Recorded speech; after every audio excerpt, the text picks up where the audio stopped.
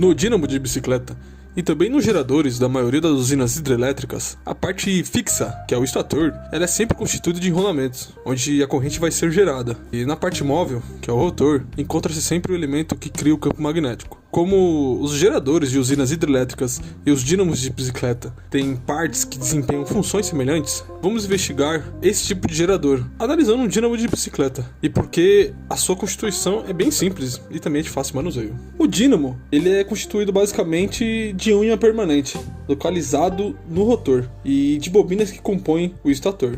A compreensão do processo de produção de corrente no dínamo de bicicleta e nas usinas hidrelétricas requer um conhecimento de uma das leis fundamentais do eletromagnetismo, a lei de Faraday. Para compreendermos o conteúdo físico dessa lei, vamos considerar um dínamo acoplado na roda de uma bicicleta. Neste caso, o movimento de rotação da roda é transferido para o eixo do dínamo pelo contato de uma das extremidades desse eixo com o pneu. Como o ímã é fixado ao eixo, ele fica girando entre os rolamentos. O fato da lâmpada do farol acender está associado a esse movimento. Contudo, a lâmpada só se acende se existir uma corrente elétrica no interior do seu filamento. Nesse sentido, nosso problema consiste em compreender como a corrente elétrica é gerada no circuito elétrico do dínamo, que inclui a lâmpada do farol. No dínamo, não há contato físico entre as partes fixa e a móvel. Entretanto, isso não significa que elas não possam se influenciar mutuamente. Como já dizia Paulinho da Viola, e a vida não é só isso que se vê, é um pouco mais que os olhos não conseguem perceber. No caso do dínamo, esse algo mais invisível, mais real, é o campo magnético, no qual os enrolamentos fixos estão imersos. Deste modo, por meio do campo magnético, as partes fixa e a móvel do dínamo podem se comunicar. Mas isso não é tudo, porque apenas a presença do ímã no interior do dínamo não é suficiente para acender a lâmpada. Isso pode ser compreendido se a gente usar o princípio da conservação de energia. Quando a lâmpada ela está acesa, ela irradia continuamente energia luminosa e térmica para o meio. Se o acendimento da lâmpada pudesse ser causado apenas pela presença do ímã em repouso, isso significaria que a energia estaria saindo do interior deste ímã, o que sugere que ele deveria gastar-se, depois de um certo tempo. Entretanto, ímãs não se gastam, ao contrário das baterias. De acordo com o princípio da conservação de energia, o fluxo contínuo de energia luminosa e térmica para fora do sistema não pode ser causado por algo que não muda ao longo do tempo. Em outras palavras, não há como um ímã parado fornecer energia continuamente para a lâmpada. Para que isso ocorra, é preciso que haja uma combinação entre campo magnético e movimento. Para facilitar a discussão do fenômeno físico da geração de corrente elétrica pelo dínamo de bicicleta, vamos representá-lo esquematicamente por um ímã colocado entre duas espiras. O ímã ele possui um campo magnético à sua volta, que pode ser representado por linhas de campo. O campo magnético de um ímã parado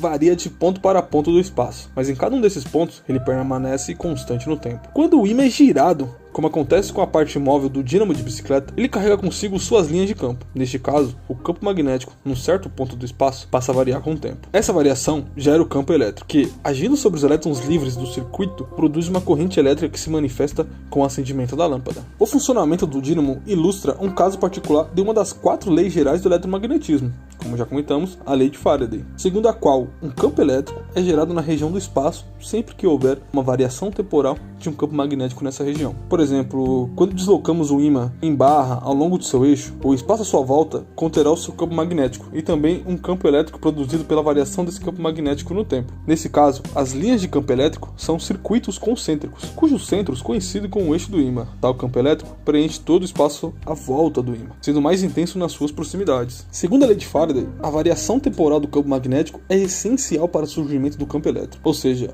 um campo magnético constante no tempo, tal como o existente em torno de um ímã em barra em repouso, não dá origem a um campo elétrico. Se desejamos usar o ímã para gerar um campo elétrico, é preciso movê-lo, pois, neste caso, o campo magnético varia com o tempo, em cada ponto do espaço, dando origem ao campo elétrico. Se quisermos, podemos utilizar o campo elétrico gerado pelo movimento do ímã para produzir correntes elétricas capazes de acender lâmpadas ou fazer funcionar aparelhos elétricos. Para tanto, é necessário embeber um circuito metálico nesse campo elétrico. Por exemplo, suponhamos que coloquemos um anel metálico perpendicularmente à direção do eixo do ímã em movimento. O movimento do ímã causa a variação temporal do campo magnético, e esta produz um campo elétrico em todo o espaço, inclusive no interior da rede cristalina do metal que constitui um anel. Por isso, seus elétrons livres sofrem a ação desse campo elétrico e, em consequência, uma corrente elétrica é estabelecida no seu interior. Assim, o movimento do ímã induz uma corrente no anel metálico de modo semelhante à corrente produzida pelo movimento do ímã no dínamo da bicicleta. Esse processo de geração de corrente pode ser representado pelo seguinte encadeamento de efeitos. O campo magnético variável com o tempo, ele produz um campo elétrico no espaço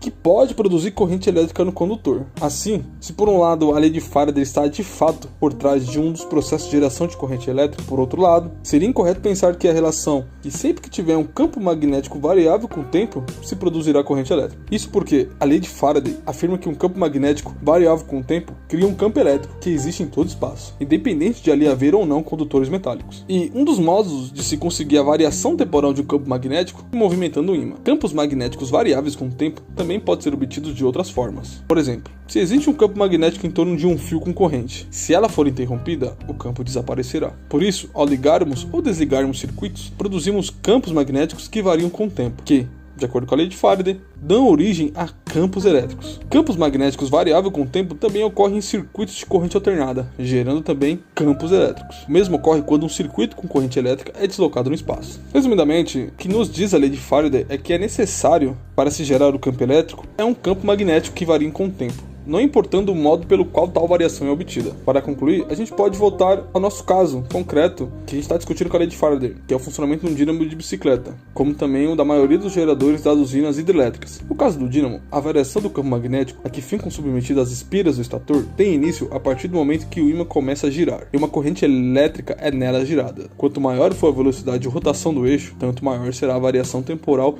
do campo magnético no interior do dínamo e, correspondentemente, a corrente elétrica gerada. Para aumentar a eficiência do sistema, os dínamos possuem não um, mas dois ímãs em seu interior, dispostos de tal maneira a apresentarem 4 polaridades, 2 nortes e 2 suls, perpendiculares entre si. Com isso, a frequência de variação do campo magnético torna-se, em cada volta, 2 vezes maior que a da rotação do eixo. Desse modo, quanto maior for a velocidade de giro do eixo do dínamo e o número de ímãs em seu interior, maior será a corrente elétrica e o brilho da lâmpada. Por exemplo, na usina hidrelétrica de Itaipu, a velocidade de rotação das turbinas é da ordem de 90 rotações por minuto, que equivale a 1,5 Hz, e são utilizados 40 pares de polos no eletroímã a fim de que a corrente elétrica gerada tenha uma frequência de 60 Hz. Quanto aos geradores das usinas hidrelétricas, existe uma diferença importante relativa ao dínamo da bicicleta, pois neste, o campo magnético que gira é produzido por ímãs permanentes, enquanto que, no gerador das usinas, tal campo é produzido por um eletroímã, e a corrente elétrica que gera o campo magnético do eletroímã é fornecido, na maioria das vezes, por um gerador de corrente contínua, cujo funcionamento é análogo ao do motor gerador e ao alternador de automóveis. Então, nos dois casos, no dínamo e no gerador da usina hidrelétrica, é a variação temporal desse campo magnético que é responsável pelo surgimento do campo elétrico, que, por sua vez, produz corrente elétrica no estator.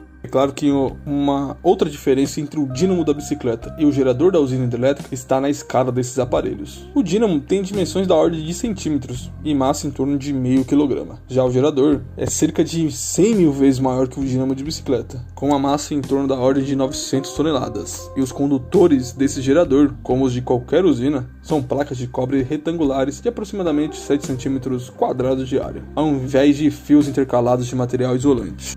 Bom, esse foi mais um vídeo da nossa série de vídeos sobre a produção de energia elétrica. O próximo vídeo será abordado a geração de corrente e a física do motor gerador. E nesse vídeo eu quero agradecer ao pessoal do PIBID, do Instituto Federal de São Paulo, do Campo São Paulo, Departamento de Física, e a todas as pessoas que contribuíram para esse vídeo.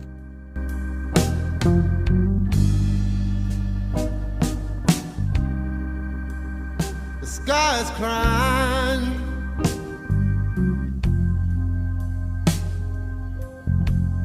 Can't you see the tears roll down the street?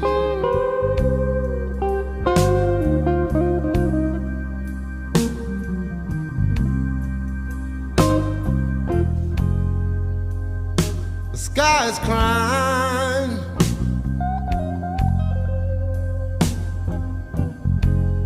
Can't you see the tears roll down the street?